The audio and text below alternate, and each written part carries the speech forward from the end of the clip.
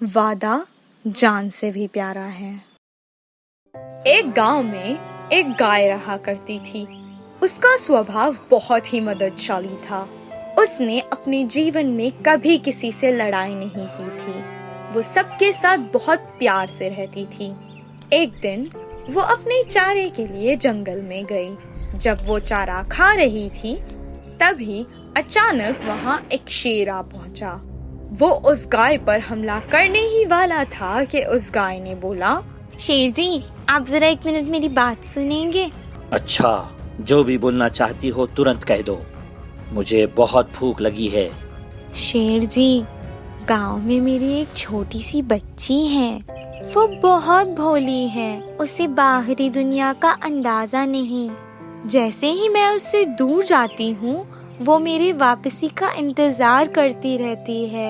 अगर आप कुछ समय के लिए इंतजार कर लेंगे तो मैं तुरंत गांव जाकर उससे पेट भर दूध पिलाकर वापस आ जाऊंगी। फिर आप मुझे खा लेना। उसकी बातें सुनकर शेर जोर से हंसने लगा। मैं क्या तुम्हें पागल लगता हूँ जो तुम्हारी इन माया मुक्त बातों में आ जाऊंगा? मुझे सब पता है, तुम मुझे धोखा देकर अपनी जान बचाना चाहती हो। शेर जी, मेरा भरोसा करिए, मैं कभी भी झूठ नहीं बोलती, सच कहती हूँ। मैंने आज तक कभी अपना दिया हुआ वादा नहीं तोड़ा। चाहे कुछ भी हो जाए, मैं अपना वादा जरूर निभाऊंगी। और वैसे भी आप भी बताइए, ऐसा वादा तोड़कर अपनी बात से मुकर के जीना भी कोई जीना है क्या? वैसे भी एक बात तो सच है, मौत तो हर किसी को आनी है। शायद आज मेरा वक्त है। मुझे मौत से डर नहीं लगता। जब आप मुझ पे वार करने वाले थे, मैं उसी समय समझ गई थी कि ये मेरा आखिरी वक्त है। बस आप एक बार मेरी मासूम बच्ची के बारे में सोचिए जो मेरा अभी इंतजार कर रही है। उसे कुछ अच्छी बुरी बातें सिखानी है, फिर मैं तुरंत वापस आ जाऊंगी। बहुत नम्रता और ईमानदारी से गाय ने अपनी बात रखी। ठीक है, फांसी देने से पहले भी अंतिम इच्छा पूरी की जाती है। तुम्हारे इतना कहने पर मैं तुम्हारी भी अंतिम इच्छा जरूर पूरी करूंगा। गांव में रहने वाले जानवरों में भी कुछ ईमानदारी बाकी है, ये आज पता चला। तुम जाओ, तुरंत ही वापस आ जाना। गाय बहुत जल्द अपने गांव वापस आ गई। उसने अपने बच्ची को पेट भर दूध पिलाया, उसे जी भर कर प्यार किया और उसको अपनी जीभ से चाटती रही। उसकी आंखों में आंसू आ गए। बेटा, आपको एक बात बताना चाहती हूँ। आप कभी भी किसी के साथ झगड़ा मत करना, सबके साथ अच्छा व्यवहार करना, कभी झूठ मत बोलना। अगर आप किसी को कुछ वादा करो तो उस पर पूरी तरह से टिकी रहना। आप अपना ध्यान रखना। हाँ। गाय इसी समय जंगल वापस आ गई। शेर जी, मैंने अपनी जिम्मेदारी पूरी कर ली और जैसा मेरा वादा था मैं वापस भी आ गई। अब आप मुझे खा लीजिए और अपनी भूख मिटा लीजिए। गाय को देख शेर आश्चर्यचकित रह गया। गाय, तुम बहुत महान हो। तुम अपनी जान की परवाह किए बिना अपने वादे पर टिकी रही। अगर मैंने तुम्हें खा लिया तो मुझे बहुत पाप लगेगा। तुम अपने गांव वापस चली जाओ और अपनी बच्ची के साथ एक सुखी जीवन बिताओ। वो शेर गाय की इस ईमानदारी के आगे झुक गया और उसे जाने दिया। इसीलिए कहते हैं कि प्राण जाए पर वचन न जाए। चालाक लोमड़ी। एक जंगल में एक लोमड़ी रहा करती थी। वो बहुत चालाक थी। कोई भी जानवर उसके सामने आना नहीं चाहता था। पहले मैं बहुत आसानी से किसी का भी शिकार कर उसे खा लेती थी, पर अब ऐसा लगता है जैसे इस जंगल में जानवर ही नहीं है। पता नहीं सब जानवर कहाँ चले गए हैं। वो कुछ ना कुछ खाकर अपना गुजारा कर रही थी। वो बहुत कमजोर हो गई थी। एक दिन सामने से एक बिल्ली आई और उसे वो कहने लगी, कैसे हो दोस्त?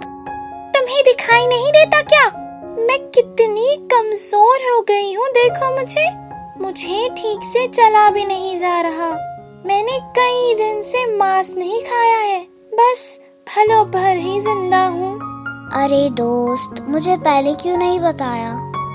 अच्छा चलो, पास के गांव में बहुत बड़ी दावत है। हम वहाँ जाएंगे और छुपकर खाना खाकर आ जाएंगे। अच्छा, दावत? चलो फिर, जल्दी चलो। तुरंत वो दोनों गांव चले गए। जिस घर में दावत थी उसकी खिड़की के पास खड़कर वो देखने लगे। आहा, इतना सारा खाना! खाना देखकर लोमड़ी बहुत खुश हुई। बिना आवाज किए वो दोनों तुरंत घर में चले गए। बिल्ली थोड़ा थोड़ा खा रही थी और लोमड़ी खाना देखते ही उस पर टूट पड़ी। कुछ देर बाद किसी के आने की आहट सुनाई दी। बिल्ली सतर्क थी, इसीलिए उसे वो आहट सुनाई दी। तुरंत वो खिड़की से भागकर कूद गई। उसको देखकर लोमड़ी भी समझ गई थी कि कोई आ रहा है। वो भी कूदने ही वाली थी कि असफल होकर नीचे गिर गई। तुरंत वहाँ उस घर की मालकिन आ गई। उसे अपनी तरफ आते देखकर मरने का नाटक करने लगी। अम्मा, लोमड़ी, जल्दी से सब लोग यहाँ आओ। उसकी आवाज सुनकर उसका पति एक बड़ी लकड़ी लेकर आया।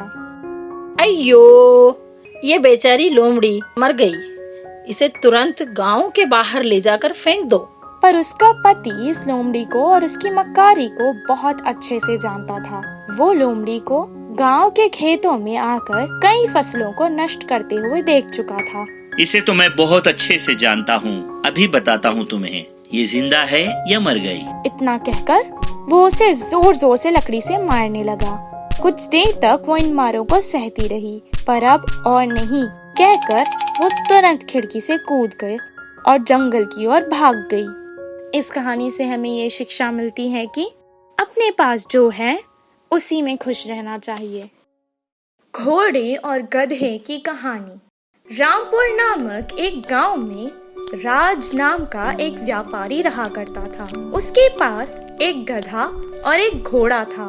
वो हर रोज शहर जाकर सामान अपने गधे पर लाद कर लाता था। गधा हर बार बहुत वजन सामान उठाकर लाता था, पर घोड़े को कुछ काम नहीं होता था। राज को चलना अच्छा लगता था, इसीलिए वो शहर को जाते और आते समय पैदल ही चलता था। जब वो बहुत थका हुआ होता था तभी घोड़े पर बैठता था। घोड़े को बहुत घमंड आ गया था कि उसका मालिक उससे ज्यादा प्यार करता है। वो हमेशा गधे को चिढ़ाते रहता था। एक दिन गधे पर बहुत ज्यादा बोझ था। वो घोड़े से कहने लगा, दोस्त, ये बहुत भारी है, मेरी पीठ दर्द कर रही है। इनमें से एक बोरी तुम भी उठा लो ना। तुम्हारा एहसान मैं कभी नहीं भूलूंगा। जब कभी तुम्हें मेरी जरूरत होगी जरूर तुम्हारी मदद करूंगा। तुम मेरी मदद करोगे? वो कैसे? हम दोनों के बीच बहुत अंतर है। मैं राजा हूँ और तुम सेवक। भला सेवक भी कभी राजा की मदद करते हैं? अब घोड़े को कुछ भी बोलना बेकार है सोचकर वो चुपचाप अपना दर्द सहता रहा और आगे चलता रहा। कुछ देर चलने के बाद उसका पैर एक रास्ते में पड़े पत्थर से टकरा गया और वो नीचे गिर गया। उसके पैर में मोच आ गई थी, इसीलिए वो ठीक तरह खड़ भी नहीं पा रहा था। राज सोचने लगा कि गधा तो खड़ भी नहीं पा रहा है, ये वजन कैसे उठाएगा। वो सारी बोरियां घोड़े पर डालकर घर जाना चाहता था। मालिक, ये गधा कामचोर है, काम से बचने के लिए नाटक कर रहा है। अगर आपको यकीन नहीं होता तो एक बार इसकी जांच कर ले। राज को घोड़े की बात कुछ हद तक सही लगी। तब वो गधे की जांच करने लगा, पर गधा सच में दर्द से बहुत तड़प रहा था। राज को गधे पर तरस आ गया। घोड़े को झूठ बोलने की सजा दी और उस पर सारी बोरियां डाल दी। वो सब घर को वापस आ गए। जब तक गधे का पैर ठीक नहीं हुआ तब तक वो रोज घोड़े पर ही बोरियां रखकर ला रहा था। घोड़े को भी अब अकल आ गई थी और उसने गधे से दोस्ती कर ली। इस कहानी से हमें ये शिक्षा मिलती है कि मालिक की नजर में कोई भी बड़ा या छोटा नहीं होता। गधा, लोमड़ी और गरम गरम बिरयानी। एक जंगल में गधा लोमड़ी अच्छे मित्र थे। उन्हें हमेशा वही खाना खा खा के बोर हो गए, तो कुछ नया खाने की इच्छा जागी। उस मुंह से इस मुंह से सुना था कि बिरयानी बहुत स्वादिष्ट होता है, तो तुरंत बिरयानी का काम तमाम करने का दोनों ने निर्णय लिया। जैसे सोचा था वैसे ही गधा लोमड़ी शहर जाकर बिरयानी तैयार करने के लिए जरूरत सामान खरीद के उनके स्थान पहुँचे। मित्र, सामान की पोटली उठाकर मैं बहुत थक गया, बिरयानी तुम ही कर लो ना। गधे ने कहा, उसमें क्या है, तुम थोड़ी देर विश्राम कर लो, मैं गरम गरम बिरयानी तैयार करके तुम्हें बुलाऊंगा, कहा लोमड़ी ने, जिसको थोड़ी बहुत खाना पकाना आ जाता था। तुरंत चूल्हा जलाया, उसके ऊपर बड़ा कटोरा रखा और बिरयानी तैयार करना शुरू किया। बिरयानी तो तैयार ही नहीं हुआ, लेकिन गधे को खाने की उत्सुकता बढ़ गया। बिरयानी तैयार है क्या करके पूछा। चावल अभी पका नहीं, तैयार होगा तो बुलाऊंगा ना, बोल के लोमड़ी ने जवाब दिया। तब तक तो लोमड़ी बहुत तेजी से खाना पकाकर काम में जुट गया, पर फिर भी गधा तो बार बार तैयार हुआ बोल के पूछता रहा। आखिर में मसाला डालने से पूरी जंगल में बिरयानी की खुशबू फैल गया। मित्र, खुशबू से मेरी जीभ तड़पने लगा, अब तो बताओ तैयार हुआ कि नहीं। हाँ हुआ है, लेकिन बोल के लोमड़ी ने अभी उसकी बात पूरी ही नहीं की, उससे पहले ही खाने की उत्सुकता में बिरयानी की कटोरी में मुंह रखा गधा। फिर बस अचानक उसकी मुंह जल गया, दर्द से कांपने लगा, चिल्लाते हुए इधर उधर उछलने लगा। गधा कुछ ठीक होने के बाद लोमड़ी अकेला ही आराम से बिरयानी खाते हुए ऐसा कहा, तैयार तो है पर गरम है करके मैं पूरी बात बोलने ही वाला था, इससे पहले ही तुम कहा कि ये क्या कर लिया मित्र। बेचारा गधा मुंह जलने के कारण उसकी बहुत ही मनपसंद बिरयानी खा न सका और ऊपर से 2 दिन भूखा रहना होगा। इस कहानी से हमें यह सीख मिलता है कि किसी भी विषय में धीरज ना रख के जल्दबाजी करना ठीक नहीं।